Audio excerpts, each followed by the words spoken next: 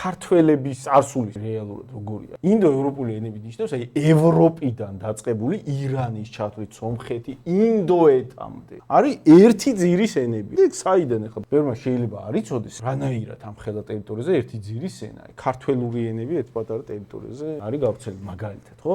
ინდოევროპული ენები ინგლისურიდან დაწყებული, რუსულით გაგრძელებული, სომხურით, ირანულით და ინდური ენები გაგრძელებული ერთი ძირიდან მომდინარეობს შემდეგი მიზეზით. აი უკრაინის ტერიტორიაზე ჩვენ წელთაღრიცხვამდე 3-4000 წლის წინ აი ეგეთი კულტურა იყო, იამნაიეს კულტურას ეძახიან მეცნიერები, თო ისე არც არის გაკურა ერქვა. მომთაბარე აი თეთრკანიანები, ცხენოსნები შეესიენ, ყველა დაიპყრეს. და ყველგან არის მთელ ევროპაში, ბასკების გარდა ყველა ენა პრაქტიკულად ევროპაში ინდოევროპული. სომხეთში, ირანში, ინდოეთში ქართველების გენეტიკაში მაგ კულტურის კვალი არ არის. დილო კავკასიაშიც კი. ყველა დაამარცხეს, ყველა შეერიან. ერთი ქართველებმა ალბათ რა ვიცი, გაიგიჟეს თავი, არ გაიკარეს. აქ რაღაცა ისეთ იქნა ჩვენმა წინაპრებმა, რომ მთელი კონტინენტი აიღეს და ჩვენ ვერ აგვიღეს. მაგის მერე იყო მეორე ეგეთი ექსპანსია, ისლამური ექსპანსია. წრეზე ჩვენ გარშემო ყველგან ზღვა იყო ისლამის და გენეტიკური კვალი არ იძებნება, რომ ისი შემოვარდნა ჩვენ შევერიეთ.